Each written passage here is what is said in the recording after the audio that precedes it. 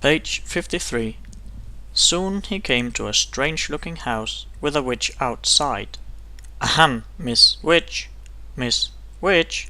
Excuse me, Miss Witch! I wonder if you could help me. I'm the frog." "If you're a frog, I'm the King of France," said the witch.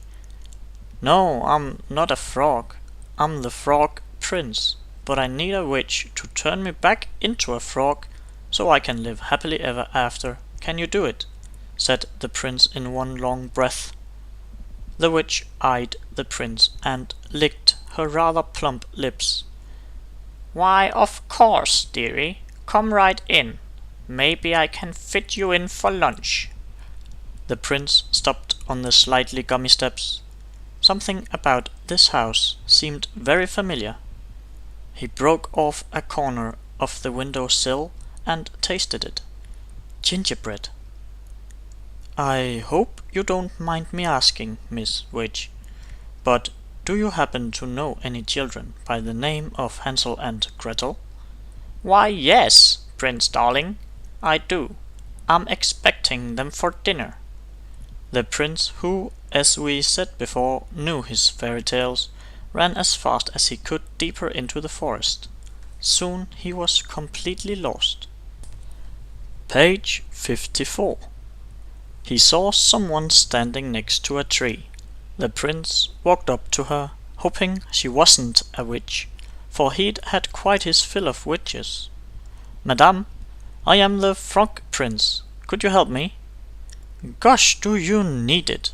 said the fairy godmother.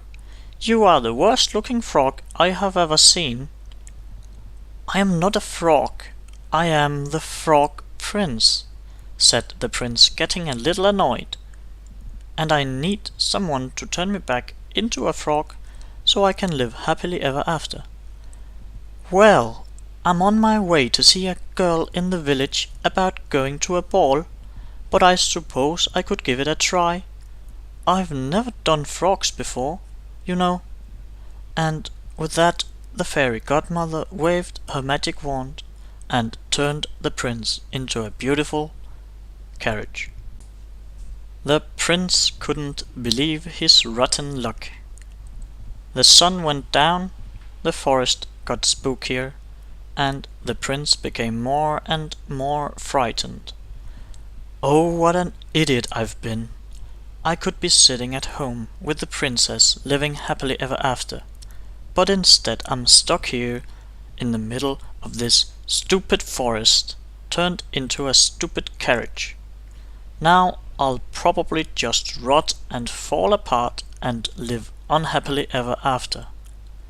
The prince thought these terrible, frightening kind of thoughts, and a few worse too awful to tell, until far away in the village the clock struck midnight. Page 55. The carriage instantly turned back into his former prince self and ran by the light of the moon until he was safe inside his own castle. "Where have you been? I've been worried sick. You're 7 hours late. Your dinner is cold. Your clothes are a mess." The prince looked at the princess, who had believed him when no one else in the world had. The princess, who had actually kissed his slimy frog lips. The princess, who loved him. The prince kissed the princess. They both turned into frogs. And they hopped off happily ever after. The end.